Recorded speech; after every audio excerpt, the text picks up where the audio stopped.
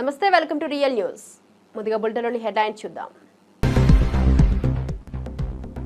BJP నేత Annamalai Hindu మున్నాని నేతలపైన case నమోదు. మదురై సభలో కోర్టు నిబంధనల ఉల్లంఘన ఆరోపణ, విద్వేషాలు రెచ్చగొట్టేలా ప్రసంగాలు చేశారని ఫిర్యాదు.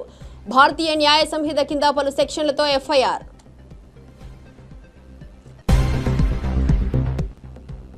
2029 నాటికి పేదరిక నిర్మూలన లక్ష్యమన్న సీఎం చంద్రబాబు. 15 లక్షల బంగారు కుటుంబాల లక్ష్యంతో పేదలకు మార్గదర్శకులతో కొత్త ప్రణాళిక వేశామని సీఎం వెల్లడి.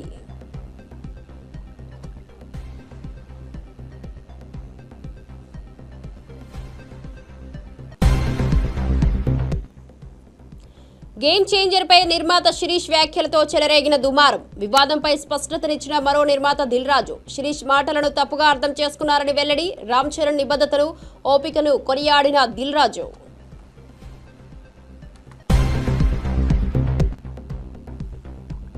ఆర్ఎస్ఎస్ ని నిషేధం మాటలతో హిందువులపై దాడి అన్న రామచందర్. హిందూ సంస్థలపై కుట్ర, రాజకీయాలు చేస్తున్న కాంగ్రెస్ కు సెక్యులరిజం లేదన్న బీజేపీ తెలంగాణ అధ్యక్షుడు.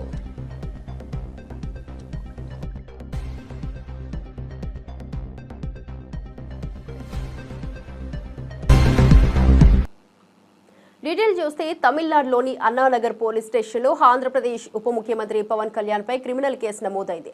జూన్ 22న మదురైలో జరిగిన మురుగన్ భక్తుల కాన్ఫరెన్స్ లో పవన్ కళ్యాణ్, మాజీ తమిళనాడు బీజేపీ అధ్యక్షుడు అన్నామలై మత విద్వేషాలను రెచ్చగొట్టేలా ప్రసంగించారని ఆరోపణలు ఎదుర్కొంటున్నారు. Madurai people's federation for communal harmony ఫిర్యాదు చేయడంతో ఈ కేసు నమోదైంది. ఫిర్యాదులో మద్రాస్ హైకోర్టు నిబంధనలను ఉల్లంఘించారని పేర్కొన్నారు. ఈ ఆరోపణలపై పవన్ కంటే ముందే దర్యాప్తు జరుగుతుందని పోలీసులు తెలిపారు. ఈ కేసుపై రాజకీయ ప్రభావంపై విశ్లేషకులు వివిధ అభిప్రాయాలు వ్యక్తం చేస్తున్నారు. పవన్ కళ్యాణ్ మద్దతుదారులు ఈ కేసును వ్యతిరేకిస్తున్నారు.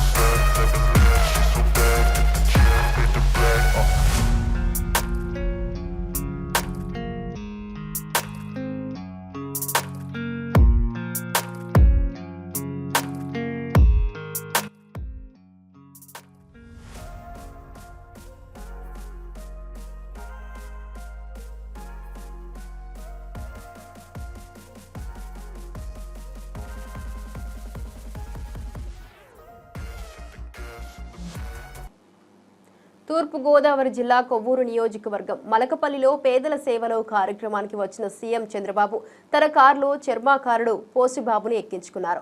ధర్మవరం నుంచి తాళ్లపూడి మండలం మలకపల్లి వరకు పోషిబాబుతో ముఖ్యమంత్రి ప్రయాణం చేశారు. ఇక కారులో వెళ్తున్న సమయంలో అతని వృత్తి, జీవన స్థితిగతులు, ఎదుర్కొంటున్న సమస్యలు, కుటుంబ నేపథ్యం గురించి సీఎం అడిగి తెలుసుకున్నారు.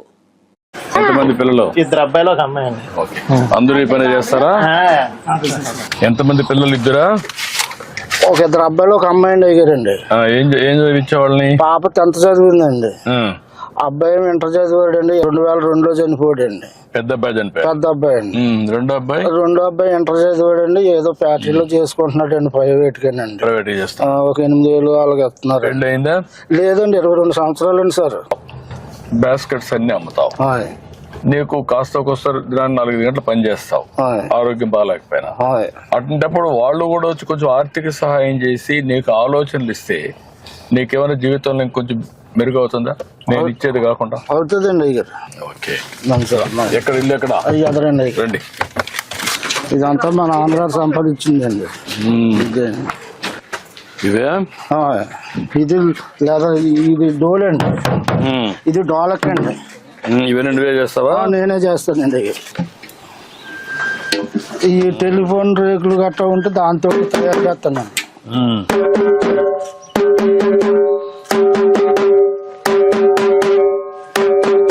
దారాలండి ఈ వైర్ అండి. వైరు చుట్టూరుగా కొడతాకండి. ఎవరు నేర్పించారు నీకు ఇవన్నీ? నువ్వే నేర్చుకున్నావా? అంటే మా నాన్న చేసేవాడు అండి.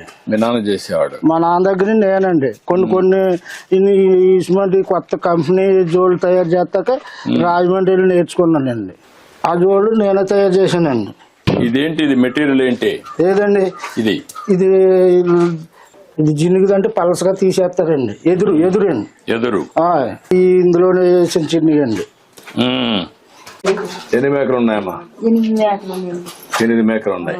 నేను కూడా పాదయాత్ర చేసినప్పుడు రోడ్డు మీద కుడతా ఉంటే అక్కడికి పోయి సంఘీభావం తెలియజేయడం నేను కూడా కుట్టాను.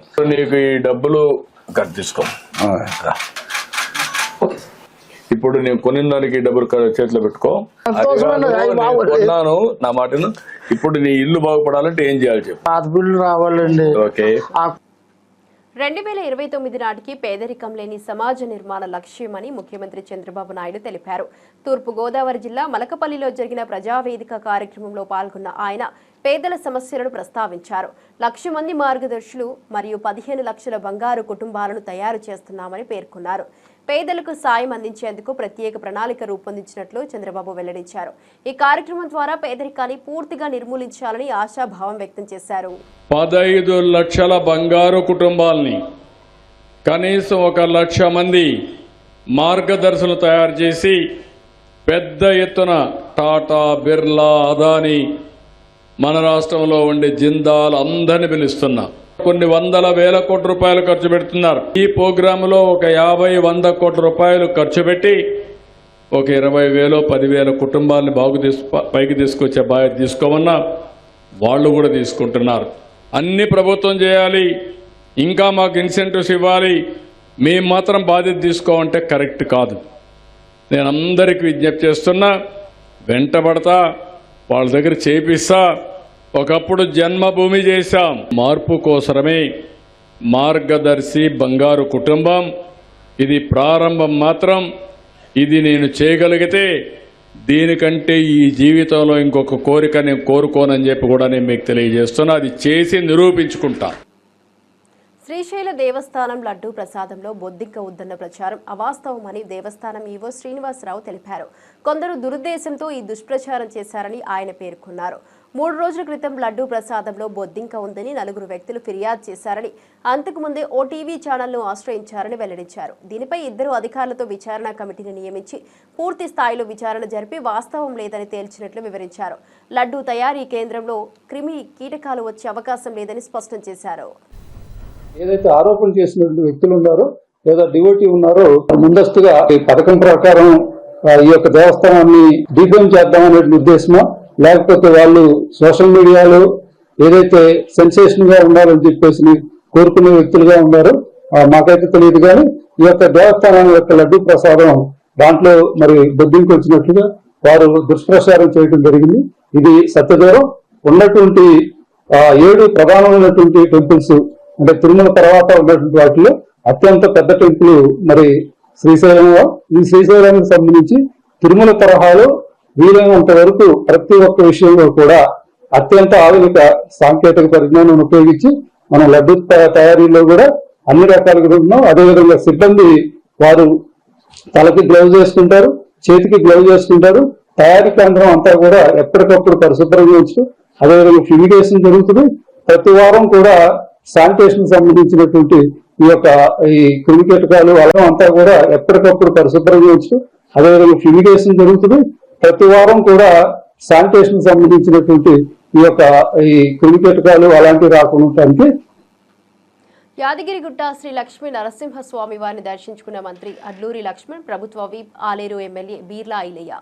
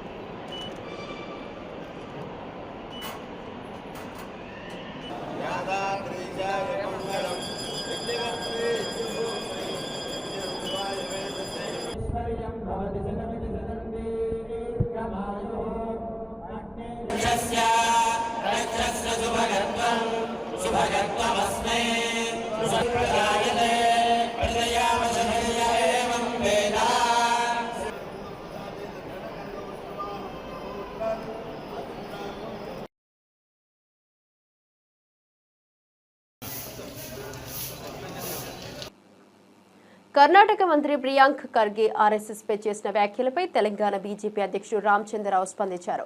కాంగ్రెస్ పార్టీ కేంద్రంలో అధికారంలోకి వస్తే ఆర్ఎస్ఎస్ ను నిషేధిస్తామని ప్రియాంక్ ఖర్గే అన్నారు. ఇది కాంగ్రెస్ పార్టీ వైఖరిని, వారి ప్రభుత్వాలు హిందువులకు వ్యతిరేకమని రామచందర్ పేర్కొన్నారు. కర్ణాటకలో కాంగ్రెస్ పార్టీ హిందువుల వ్యతిరేక భావన పెంచిందని, హిందూ సంస్థలను అణచివేత చేస్తున్నారని విమర్శించారు. అవి ప్రజాస్వామ్యవాదం మరియు సెక్యులరిజం లేని పార్టీలు అని ఆయన ఆరోపించారు. The Congress leader, Mr. Priyank Kharge, in Karnataka has said that if the Congress party comes to center, he will ban the RSS. This is the attitude of the Congress party. That is the reason that why their governments are anti-Hindu. In Karnataka, the anti-Hindu sentiment has been being raised by the Congress party. The Hindus are being suppressed, Hindu organizations are being suppressed, and this mindset they want to express that if the Congress party comes to power in center, they want to ban RSS. So therefore, this is the mindset of they are undemocratic, they are non-secular, they are only vote bank politics believers, and they do only appeasement politics.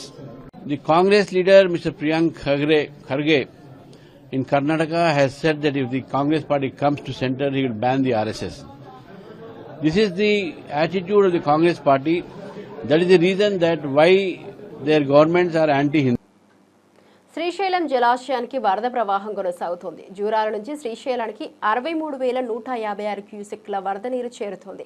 జలాశయం పూర్తి స్థాయి నీటి మట్టం 885 అడుగులు కాగా ప్రస్తుత నీటి మట్టం 875.2 అడుగులుగా ఉంది. జలాశయం పూర్తి స్థాయి నిల్వ సామర్థ్యం 215.8 టీఎంసీలు కాగా ప్రస్తుత నీటి నిల్వ 164.7 టీఎంసీలుగా నమోదైంది. శ్రీశైలం కుడి, ఎడమ జల విద్యుత్ కేంద్రాల్లో విద్యుత్ ఉత్పత్తి కొనసాగుతోంది. విద్యుత్ ఉత్పత్తి చేసి 35,315 క్యూసెక్లు సాగర్కు విడుదల చేశారు.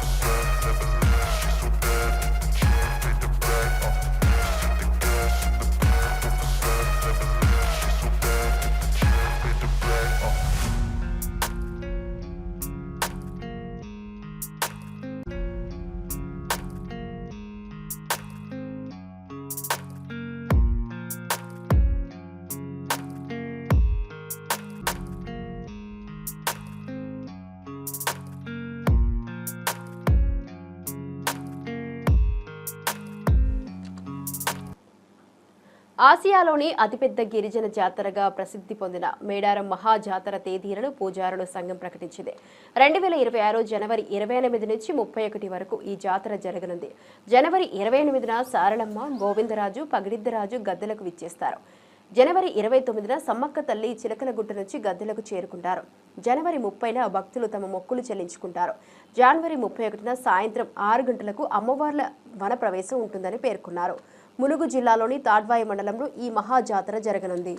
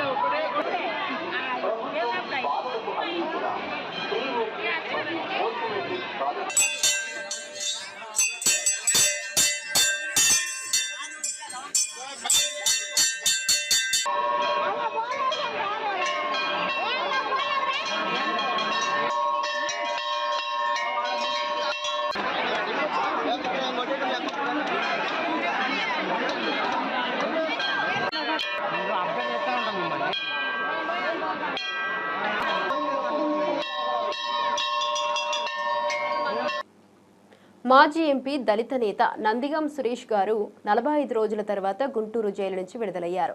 టీడీపీ కార్యకర్త తప్పా తాగి నందిగం సురేష్ ఇంటికి వెళ్లి ఇష్టం వచ్చినట్లు బూతులు తిట్టి పోలీసులకు తప్పుడు ఫిర్యాదు చేశారంటూ కేసు నమోదైంది. ఈ నేపథ్యంలో నందిగం సురేష్ జైలులో ఉన్నారు. దళిత నేతపై ఈ తప్పుడు కేసులు రాజకీయ కక్ష సాధ్యాలు చేస్తున్నారని ఆయన అనుచరులు ఆరోపిస్తున్నారు. చంద్రబాబు నాయుడు మీద విరుచుకుపడుతూ దళిత నేతలపై ఒక విధమైన కక్ష సాధించడమా అని ప్రశ్నిస్తున్నారు. మొదట చెప్పాను, ఇప్పుడు చెప్తా ఉన్నాను. మరణం వరకు జగనన్నతో ఉండాలనేది నా కాన్సెప్ట్. ఆయన మంచిగా చనిపోవాలని మాత్రమే కోరుకుంటా ఉన్నాను. ఎవరెన్ని కష్టాలు పెట్టినా, ఎవరెన్ని బాధలు పెట్టినా. మా మాజీ పార్లమెంటు సభ్యులు వైఎస్ఆర్ కాంగ్రెస్ పార్టీ నాయకులు అయినటువంటి నందిగం సురేష్ గారు 42 రోజుల తరువాత గుంటూరు కారాగారం నుంచి బెయిల్ మీద విడుదల కావడం జరిగింది. ఇంతకు ముందు కూడా సుమారుగా 145 రోజుల పాటు ఇంతకు ముందు కూడా ఇదే కారాగారంలో ఉండటం జరిగింది. తెలుగుదేశం పార్టీ అధికారంలోకి వచ్చిన తర్వాత తెలుగుదేశం పార్టీ ఇప్పటికీ పరిపాలన చేసి 12 మాసాలైతే సుమారుగా సకకాలం మా నందిగం సురేష్ గారు జైల్లోనే గడపవలసినటువంటి పరిస్థితి ఏర్పడింది. నిజంగా తప్పు చేసి జైల్లో గడపాల్సిన పరిస్థితి వస్తే పెద్దగా బాధపడవలసిన అవసరం లేదు. కానీ కేవలం రాజకీయ కక్షతో, ఫాల్స్ కేసెస్తో మరి నందిగం సురేష్ గారి మీద కక్ష గట్టి జైల్లో పెట్టేటటువంటి కార్యక్రమం చంద్రబాబు నాయుడు గారు, లోకేష్ గారు చేస్తున్నారనేది మా అభియోగం. చంద్రబాబు నాయుడు గారి సుపరిపాలనకు తొలి అడుగంట. ఈ తొలి అడుగులో 2 సార్లు జైలుకి వెళ్లాడు మా సురేష్ గారు. ఈ తొలి అడుగులో ఇక్కడికి సుమారుగా 15 సార్లు వచ్చాను నేను ఎవరినైనా రిసీవ్ చేసుకోవడానికి.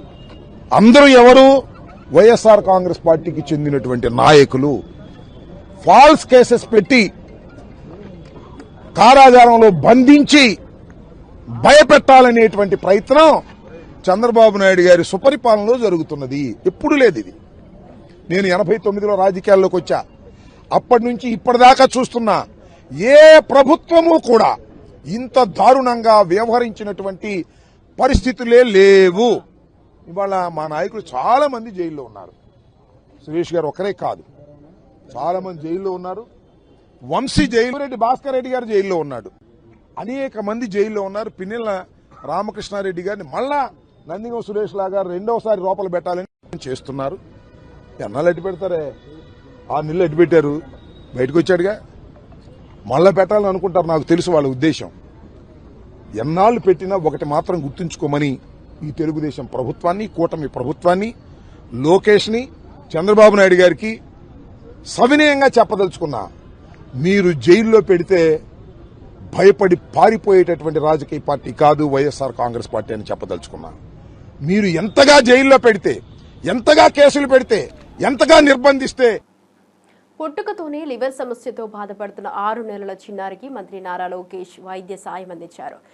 చిత్తూరు జిల్లా పలమనేరుకు చెందిన గజ్జల దీపు నాయుడు అనే చిన్నారి లివర్ సమస్యతో బాధపడుతుండటంతో తల్లిదండ్రులు ప్రైవేట్ ఆసుపత్రిని సంప్రదించారు. ముఖ్యమంత్రి సహాయ నిధి కింద 10 లక్షల వరకు ఎల్ఓసి మంజూరు చేశారు. అయితే వైద్య ఖర్చులకు ఇంకా ఎక్కువ మొత్తం అవసరం కావడంతో తల్లిదండ్రులు మంత్రి లోకేష్ ను కలిసినా విన్నవించారు. ఇక తక్షణమే స్పందించిన లోకేష్ ముఖ్యమంత్రి సహాయ నిధి ద్వారా వైద్య సాయాన్ని అందించి చిన్నారి ప్రాణాలు నిలిపారు.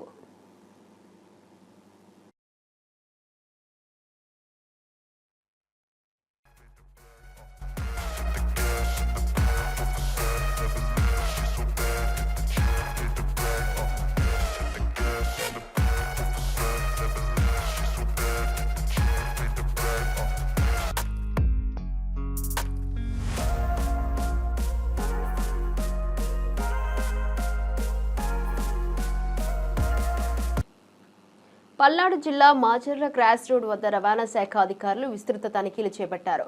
పలు స్కూళ్లకు చెందిన బస్సులు, ఇతర వాహనాలను పరిశీలించారు.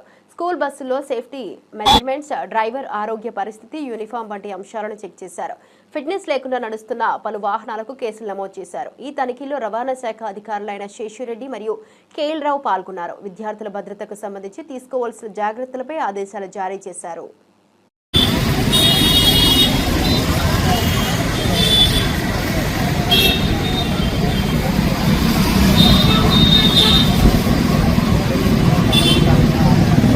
దాచేపల్లి పట్టణంలో తిరిగే ఆటోలు, ప్రతి ఒక్కరు కూడా డాక్యుమెంట్లు కలిగి ఉండాలి, ఇన్సూరెన్స్ కలిగి ఉండాలి, ఫిట్నెస్ కలిగి ఉండాలి, లైసెన్స్ కలిగి ఉండాలి. ముఖ్యంగా స్కూల్ పిల్లలను తోలే వాళ్ళు 6 నుంచి పోకూడదు. వాహనం యొక్క డాక్యుమెంట్ అని కలిగి ఉండాలి. చెప్పలు ఎవరికి లేవా? చాలా మందికి ఇన్సూరెన్స్ లేకుండా ఫిట్నెస్ లేకుండా తిరుగుతున్నారు.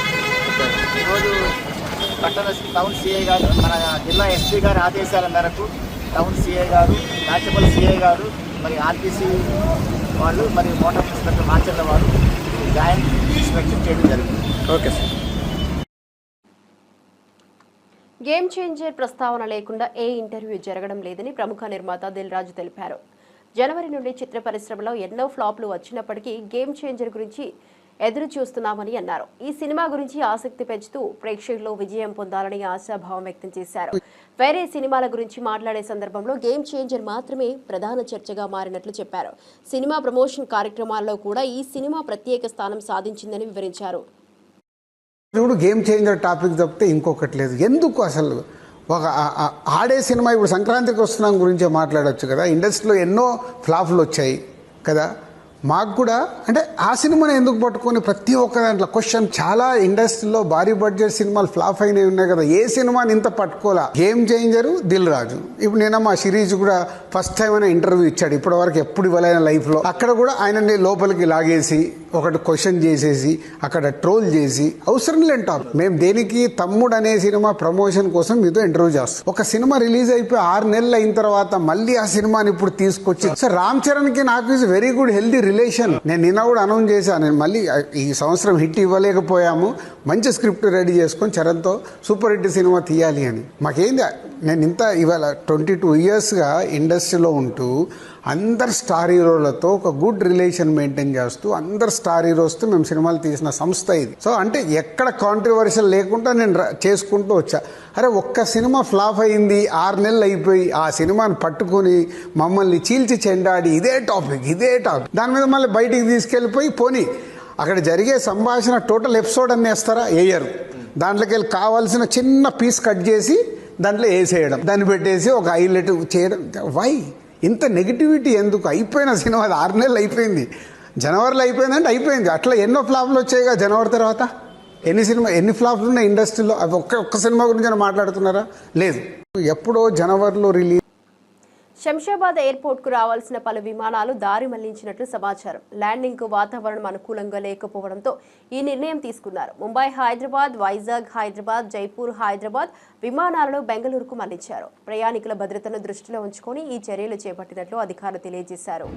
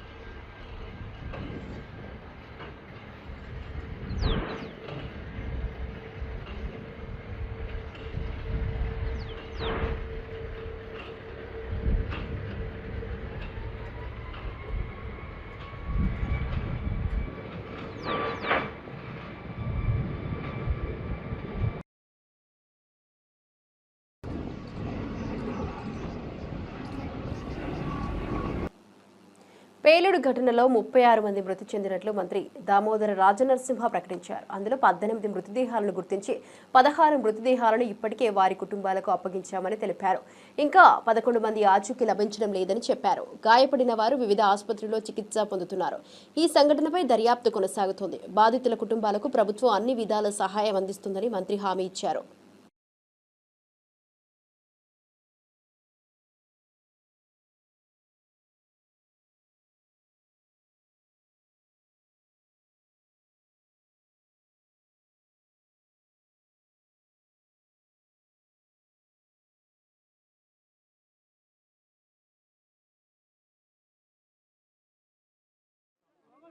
ముప్పై 6 బాడీలలో 18 బాడీస్ని రికగ్నైజ్ చేశాము. ఆల్మోస్ట్ 16 బాడీలు పంపించాము, ఇంకా 2 ఉన్నాయి పంపిస్తాము. ఇంకా 18 బాడీస్లో DNA టెస్ట్ కొనసాగుతున్నది. మిగతా మీకు తెలుసు ధ్రువలో, ప్రణామ్లో, పాలిసియాలో, స్టార్ హాస్పిటల్లో, యశోదల అన్నిట్లో అంతా స్టేబుల్ ఉన్నారు. ఒక 2 పేషెంట్లు తప్ప ఇంకా 11 మిస్సింగ్ ఉన్నారు. 36 మంది 11 మిస్సింగ్ ఉన్నారు. మిస్సింగ్కు సంబంధించి అంత డెబ్రీస్ క్లియర్ చేసిన తర్వాత ఇక్కడ కూడా ఆచూకీలు ఇది ఇక్కడ కూడా మాకు మిస్సింగ్ 11. ఇక్కడ మాకేమి ట్రేస్ అవుతలేదు. అయినా మా స్టేట్ డిజాస్టర్ ఫోర్సే కానీ అందరూ ఆ పనులనే ఉన్నారు. ఇంకొక మధ్యాహ్నం వరకు కోరిక వస్తుంది. ఇంకోటి మా దగ్గర లిస్ట్ ఉన్నది, 47 మంది అంత లిస్ట్ ఉన్నది. ఈ ఏడాది డిసెంబర్ 9 లోపు 7,000 పడకల ఆసుపత్రులను అందుబాటులోకి తెస్తామని తెలంగాణ సీఎం రేవంత్ రెడ్డి తెలిపారు. తెలంగాణ ప్రభుత్వ ఆధ్వర్యంలో ప్రైవేట్ ఆసుపత్రులకు ధీటుగా ఆసుపత్రుల నిర్మాణం జరుగుతోంది. ఆసుపత్రిలో అవసరమైన వసతుల ఏర్పాటుకు ప్రత్యేక కమిటీని ఏర్పాటు చేశామని ఆయన వెల్లడించారు. ఈ కొత్త ఆసుపత్రులు ఆరోగ్య సేవల పరిశ్రమలో గొప్ప మార్పులకు దారితీస్తాయని రేవంత్ రెడ్డి పేర్కొన్నారు. ప్రజలకు మెరుగైన వైద్య సేవలు అందించడమే లక్ష్యంగా ప్రభుత్వం ప్రజల సహకారంతో ముందుకు సాగుతుందని ఆయన ప్రజలకు హామీ ఇచ్చారు. విద్యార్థులకు చదువుకోవడానికి సరైన వసతులు కల్పించడంతో వాళ్ళు వన్ ఆఫ్ ద బెస్ట్ డాక్టర్స్గా వాళ్ళు నేర్చుకోవడానికి అవకాశం ఉంటుందని, అదేవిధంగా నిమ్స్లో కొత్తగా న్యూ బ్లాక్ను ఒక 2000 బెడెడ్తోని నిమ్స్లో ఒక కొత్త బ్లాక్ను మనం స్టార్ట్ చేసుకుంటున్నాం. అదేవిధంగా వరంగల్లో ఇంకొక 2000 బెడెడ్ హాస్పిటల్ని మనము నిర్మించుకుంటున్నాం. ఆల్మోస్ట్ కంప్లీట్ అయ్యే స్టేజ్లో ఉంది. అదేవిధంగా టిమ్స్ అల్వాల్ సికింద్రాబాద్లో అల్వాల్లో ఇంకొక 1000 బెడెడ్ హాస్పిటల్ని మనం కట్టుకుంటున్నాం. అదేవిధంగా ఎల్బీ నగర్లో కూడా ఇంకొక 1000 బెడెడ్ హాస్పిటల్ని కట్టుకుంటున్నాం. సనత్ నగర్లో ఇంకొక 1000 బెడెడ్ హాస్పిటల్ని కట్టుకుంటున్నాం. ఇవన్నీ దాదాపుగా ఒక ఉస్మానియా హాస్పిటల్ కంప్లీట్ చేయడానికి 2.5 years పట్టొచ్చు. మిగతా హాస్పిటల్స్ అన్నీ కూడా బై డిసెంబర్ 9th 2025 అంటే ఈ సంవత్సరం ఆఖరు లోపల దాదాపుగా 7,000 పడకల ఆసుపత్రులను తెలంగాణ రాష్ట్ర ప్రభుత్వం మీతో కాంపీట్ చేసే విధంగా, అంటే మేము ఏఐజీకి వస్తే ప్రజలు ఏ విధంగా ఇంత గొప్పగా ఉంది అని అనుకుంటున్నారో మా ప్రభుత్వ రంగంలో కూడా మీతో కాంపీట్ చేసే విధంగా ఈరోజు అన్ని వసతులను ఏర్పాటు చేయండి అని ఒక కమిటీని కాన్స్టిట్యూట్ చేసి మీ అన్ని హాస్పిటల్స్ని విజిట్ చేయండి. ఇవి ఇప్పటివరకు నా బులెటిన్ అప్డేట్ చూస్తూనే ఉండండి రియల్ న్యూస్.